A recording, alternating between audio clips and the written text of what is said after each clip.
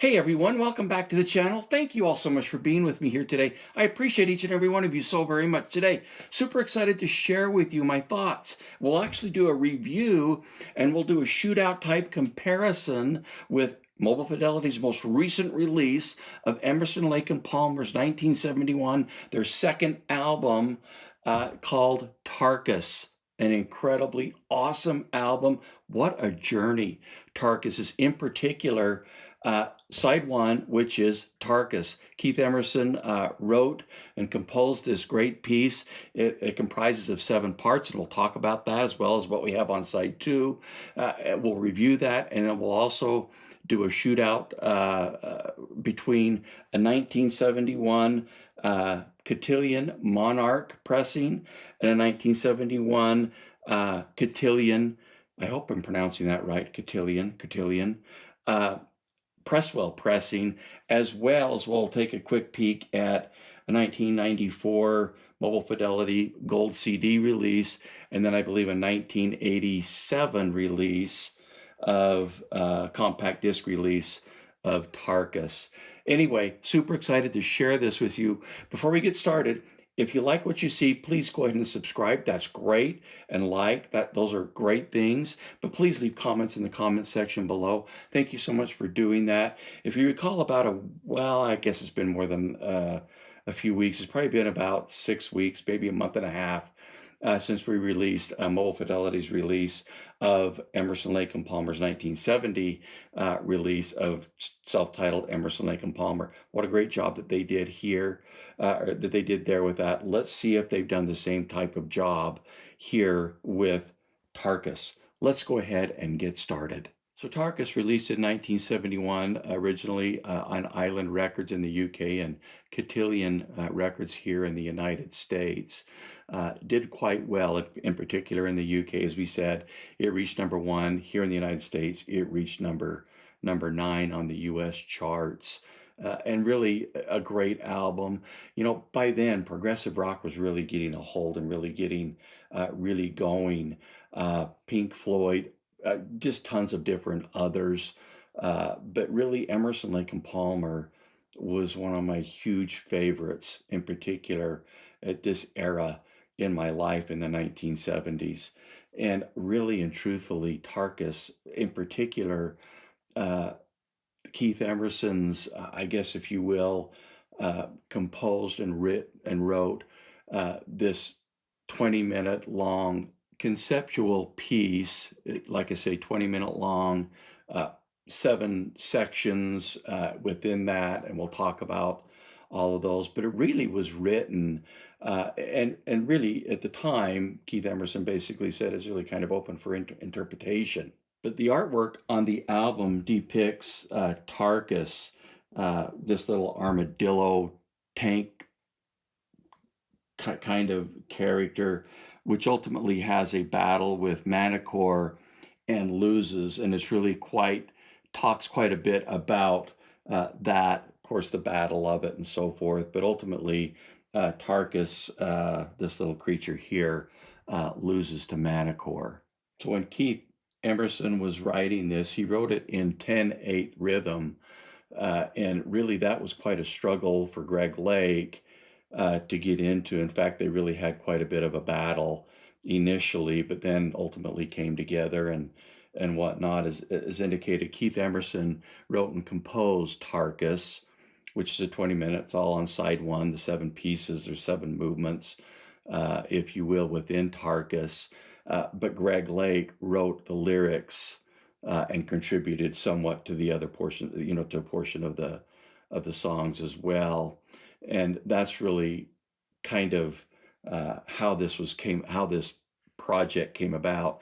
Now, on side 2 of the album Tarkus, it doesn't relate necessarily to the first side, the title track Tarkus, but there's a lot of great songs on that, and we're going to talk about those as well. But that's really kind of how it came about. And to be honest with you, when I was introduced to Tarkus, it was Tarkus. It was side 1, and you played that thing all the way through because it was magnificent. It was just a journey all within itself. And if you're familiar with Tarkus, you'll know exactly what I'm talking about. It's just a really neat journey with incredible musicianship on the part of Keith Emerson, Greg Lake, and Carl Palmer. I love these guys. These guys were just killing it in the 70s as far as I was concerned at that time. Still love listening to it. It's great music. So much love. Emerson, Lake, and Palmer in particular. Tarkus, one of my favorite albums that they did. And anyway, let's go ahead and jump in, and we'll talk about, and we'll give the Mobile Fidelity Sound Lab recent release a review, and then we'll do a shootout type comparison with a couple of Cotillion pressings, a Monarch and a Presswell pressing, and we'll also take a look at the Mobile Fidelity Gold CD and the CD, which was, I believe, released in 1987 as well. So let's go ahead and jump in and review Mobile Fidelity's most recent release of this great album, Tarkus by Emerson, Lake, and Palmer. So the process that Mobile Fidelity uses to remaster these albums is this. What they've done, and in particular to this album, Emerson, Lake, and Palmer Tarkus, is they take a 1/4 inch 15 IPS analog copy of the master tape, and then they copy that right to DSD 256. Then they take that to their analog console, and then of course to lathe is the process that they indicate that they use. Krieg Wunderlich is the mastering individual for Mobile Fidelity on this. And as I kind of indicated in a video that I did wrapping up my trip this past spring to Expona 2025, I was able to sit in at the Mobile Fidelity as they went through in detail this process that they use. And I'll put a link to that video in the description below. But the process that Mobile Fidelity is using, and really for the most part, not all, but for the most part, the albums that I have purchased recently from Mobile Fidelity, in particular Emerson, Lake, and Palmer's 1970 release, self-titled Emerson, Lake, and Palmer that we reviewed. I'll put the link to that video in the description below as well, that we reviewed a few weeks ago, a month and a half, 2 months ago. They've been doing a really good job. I really like what they're doing. But in that video and in that class that I was at, if you will, they explained in great detail the process for copying these tapes. And when they copy either the original master tape, or in this case, a tape copy, they take quite a lot of time in getting the tape head that they are using for that analog tape. The azimuth, the head is adjusting the heads, making sure everything is just set properly. So they're extracting the absolute best that that tape has to offer when they pull that tape, or when they copy that tape to DSD 256. And so they went into great detail about that. And that was really quite a neat thing to hear. And really the results are, and even though they're taking it to digital, in this case DSD 256, and then back to analog onto vinyl, I think they've really done a pretty dang good job with a lot of the albums. I've had a couple of them that I weren't tickled with and weren't impressed with, but for the most part, I think they've done really well. And we'll see how they've done with this album here. But that's the process that they use. In this case, like I say, a 1/4 inch 15 IPS copy of the master tape to DSD 256 analog console, and then of course the lathe. And they do use a tip-on Stoughton covers. We'll take a quick look at that as well. I think they're doing a really good job with their covers. This is a gatefold like the originals are. I mean, really colorful. I think their covers and stuff, at least what they're doing right now, is really good. Mobile Fidelity's albums, I think all of them are numbered. My number is 0342. We'll take a quick peek at the vinyl. They're 180 gram, pressed at their facility that they own. And one of the things that Mobile Fidelity has done that I think is, here's side 2, if you can see that, not a whole lot of glare. One of the things that I think that Mobile Fidelity has done that really helps in the sound quality of their vinyl is the vinyl that they use. It's super, super quiet. And I think that now this isn't their high dollar quiet vinyl that they use like for their one steps. It's not that, but it is a quiet vinyl. And the pressing here, in this case of Tarkus, is really pretty dang good. And we'll get into that a little bit more. And as we indicated, once we get through with this review of the Mobile Fidelity version, we'll do a quick shootout type comparison to the Monarch pressing from 1971 and the Presswell pressing from 1971 as well. And then, of course, the Mobile Fidelity CD, I believe, in 94, and then the 1987 CD that was released on Atlantic. So anyway, let's go ahead and start. Now, as we talked about Tarkus, side one is Tarkus. It's in 7 pieces. And as I go through this and talk about the portions of Tarkus, I'm going to kind of combine at least two at once, and I'll explain that as we go along. On side one, which is all Tarkus, it's a little over 20 minutes long. We have the initial track, Eruption, which is all instrumental, which goes right, and they all go right into it. There's really no breaks. It's just one great big track, which is totally awesome. I love this. It's such an incredible thing. But Eruption, instrumental, goes right into Stones of Years. Now, the combination of these two tracks is excellent. On the Mobile Fidelity, the bottom end is very well defined and has excellent weight on the bottom end. Top end has extraordinarily good detail, but never ever gets edgy. It's never over the top at all. The presentation, and in particular on Eruption, is awesome. It really is awesome. It just sounds great here. They've done a great job with that. Now, keep in mind, and when you get into the comparison and the shootout type of thing, if you will, this album was recorded initially in 1970, 1971, very, very well. And we'll talk about that as we get to the comparison. Stones of Years. Now, if you're unfamiliar with Tarkus, this is a great 20-minute conceptual track by Keith Emerson. This is the one that the portion of it that you really want to vet out is Stones of Years. I think it's the most beautiful, incredibly awesome portion of Tarkus, in my opinion. That's just me. Greg Lake's vocals on this portion, Stones of Years, is simply stunning. His vocals are incredible. It's just, and really, the quiet background on the vinyl really adds to that. It's killer. You've got to hear it. It's just killer. His vocals are clean and they are absolutely stunning. Carl Palmer's drums sound amazing with excellent detail and weight to them. Of course, Keith Emerson's keyboards are extended with great clarity. Moving on to the next 2 portions of Tarkus, Iconoclast. It is part of an instrumental and it goes right into, like it all does, it all flows. But I'm going to combine that with Mass, which is really a great track too.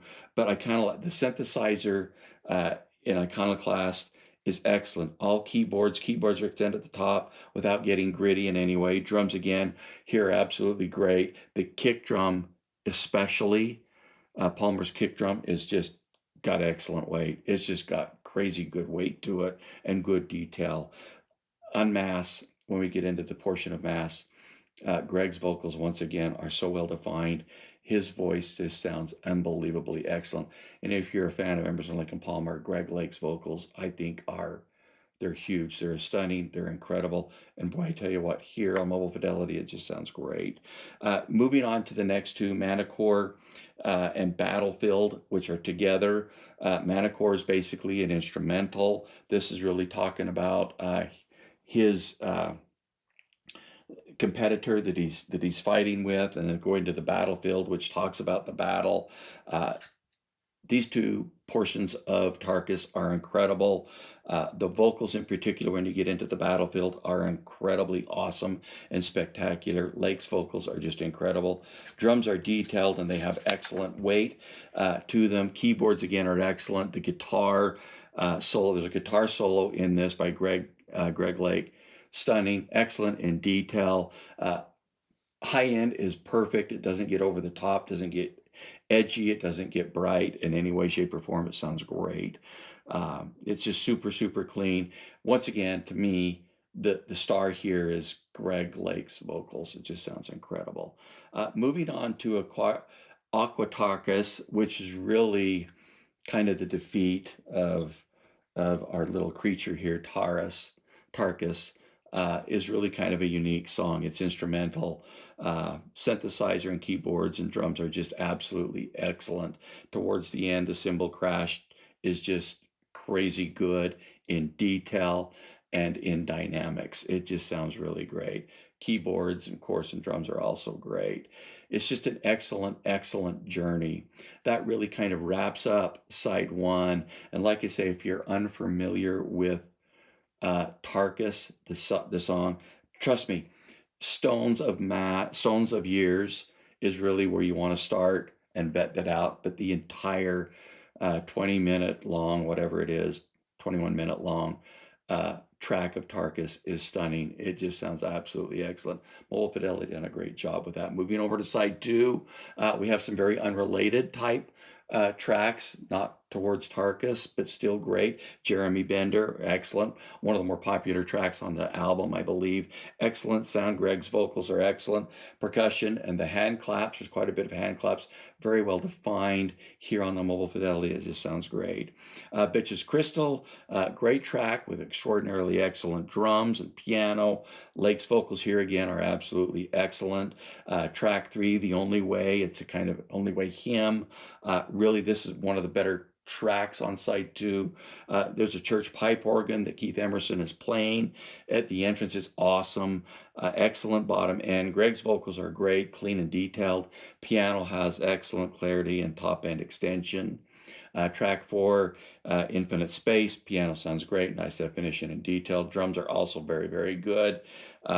Track 5, A Time and a Place. Big, weighty performance here with the Hammond organ and drums. Extraordinarily nice, well-detailed bottom end. Lake's vocals are excellent. Keith keyboards are always just excellent, but they sound fantastic here. Top end is extended, but never over the top. Once again, the echo on Emerson's synthesizer and keyboards is really quite awesome on that track. The last track on side 2, Are You Ready, Eddie? Eddie was the producer of this album, and it's really kind of a neat, fun song. Piano, drums, and vocals are all excellent. Really good job there on this album, in my opinion, by Mobile Fidelity. I think they really took a copy of the master tape and did a really, really nice job of cleaning it up and pressing it to pretty darn quiet vinyl and giving us a really good option to pick this album up. I'm glad that it's out there. It sounds great.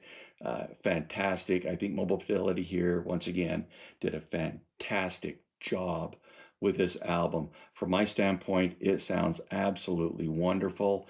For Tarkus alone, side 1, it's excellent. It just sounds incredibly awesome. Really, really a great sounding album. Okay, let's jump in and see how it compares to these other pressings. So how I did this shootout type of comparison is what I did initially is I established, and this is prior to getting this album, the Mobile Fidelity release, what I did is I established my reference. In other words, of the ones that I've had for many years, the CD, the Mobile Fidelity Gold CD, the Monarch, and the Presswell pressing, I established really a reference between these 4 copies of this great album that I had. And really when it came right down to it, I really thought that the Mobile Fidelity Gold CD would probably end up being my reference, if you will. And I was really quite a bit shocked.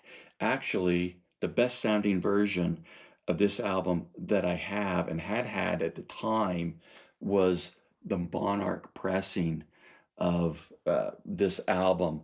And keep in mind, both of these are the Cotillion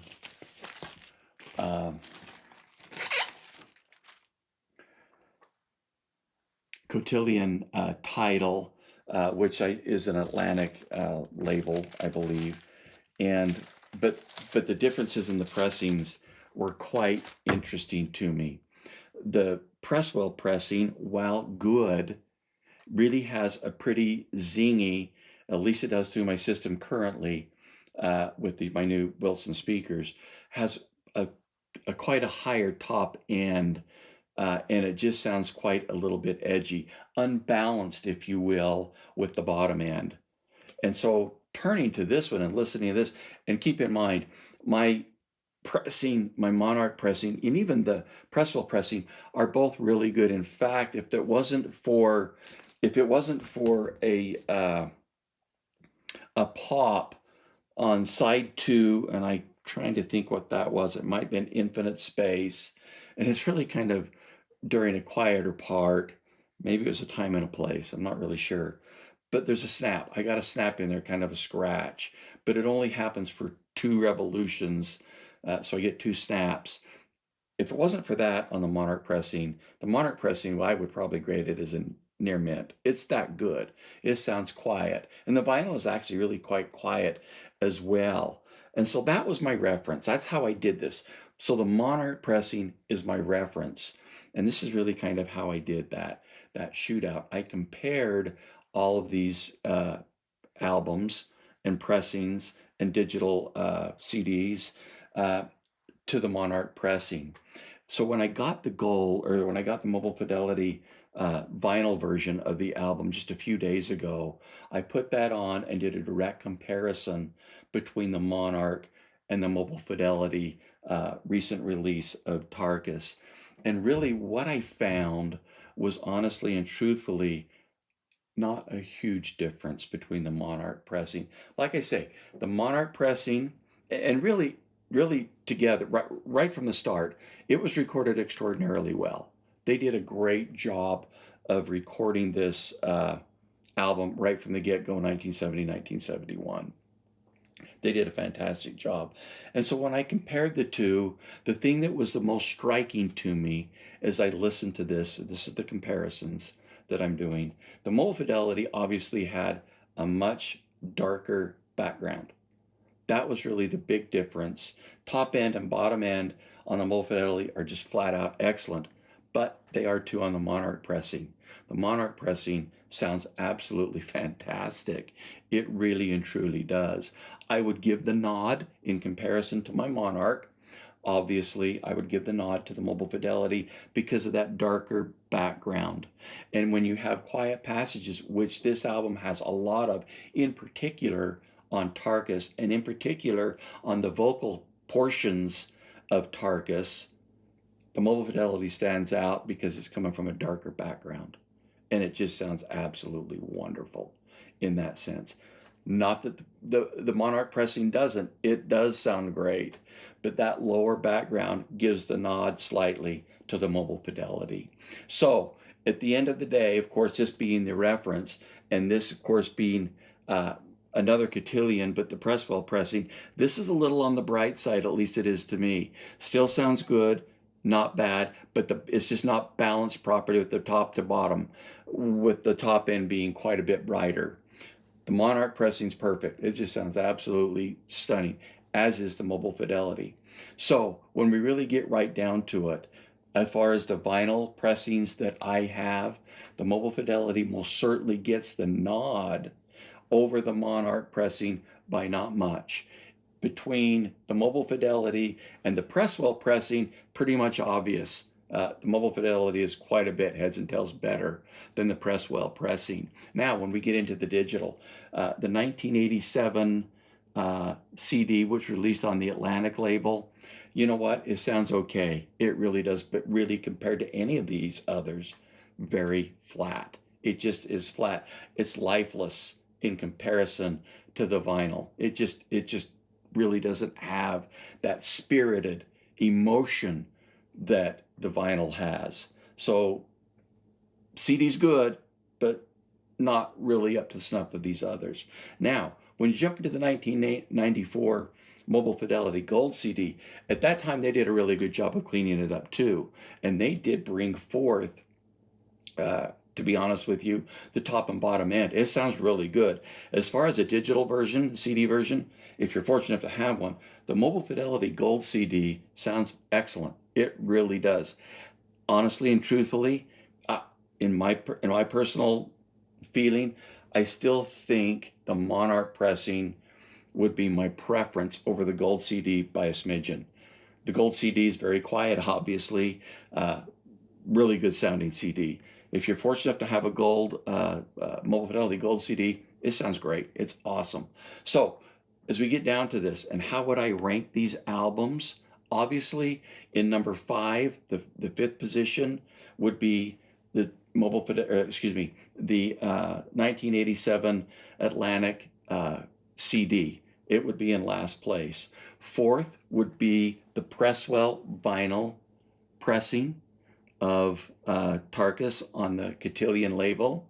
3rd would be the Mobile Fidelity 1994 Gold CD. It really does sound great. It really does.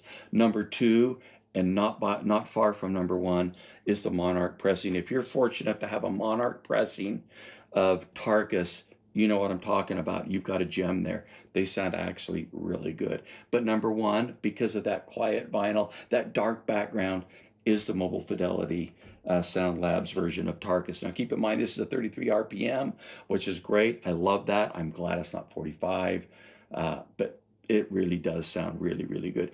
If you don't happen to have a Monarch pressing in great shape like this one is, you know what? This is going to be the best option out there to get. I think it is the best sounding version, in particular, that I own, that I have, is the Mobile Fidelity. And I believe they're $40 here in the United States. I'm not really sure what they are in the UK and in the rest of the world. I know it's going to take a little bit more to get them shipped, but it's really an excellent option. It does sound the best, not by a huge margin. If you've got, like I say, if you've got a Monarch pressing that's in good shape, you might want to go, nah, I'm okay, I'm good. It's that good. It really, truly is that good. But the Mobile Fidelity done a great job. Very impressed with the work that they did in bringing this to light. Brand new.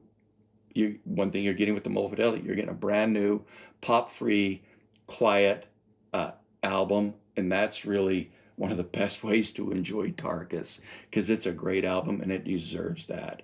Anyway, that's my ranking. Mobile Fidelity, I think, did a great job with this. I'm very impressed with what they've been doing, in particular with the Emerson, Lake and Palmer catalog. Hopefully, we'll see more Emerson, Lake and Palmer from Mobile Fidelity. I would love to see Trilogy.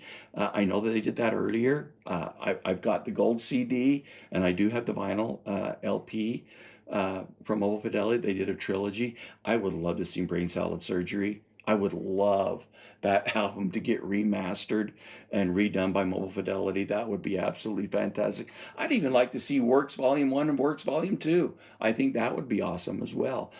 Anyway, thank you so much for watching today. Please leave comments in the comment section below. Until next time, have a great day.